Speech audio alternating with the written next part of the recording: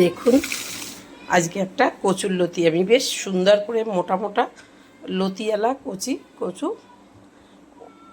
ওটা পেঁয়াজ দিয়েছি, আদা রসুন বাটা, টমেটো, কাঁচা লঙ্কা, শুকনো লঙ্কা, হলুদ আর বড় বড় এই আপনার চিংড়ি মাছ এটা দিয়ে এটা মাখিয়ে আমি ভাজবো। আজকে কলা পাতায় দেবো না, আজকে দেবো কড়া গরম হয়ে গেছে। দেখুন এই কড়ার মধ্যে মাখিয়ে দেব, এতে কালো জিরা ফোড়ন দেবো।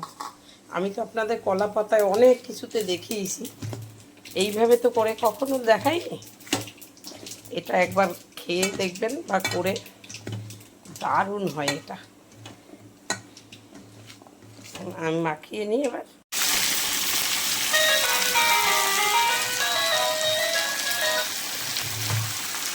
দেখুন বসিয়েছি কি সুন্দর।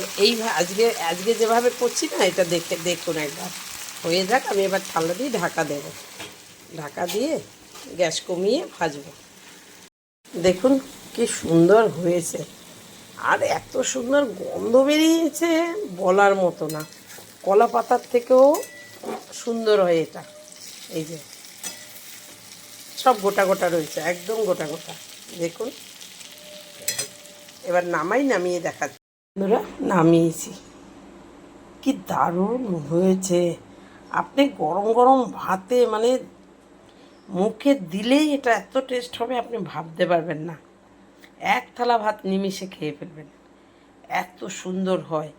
কলা পাতায় করার থেকেও এটা বেশি টেস্ট হয়। আমি দুরকমই করি, অনেকবার সেরেছি কলা পাতায়, দেখেছেন। চিংড়ি কচুরলতি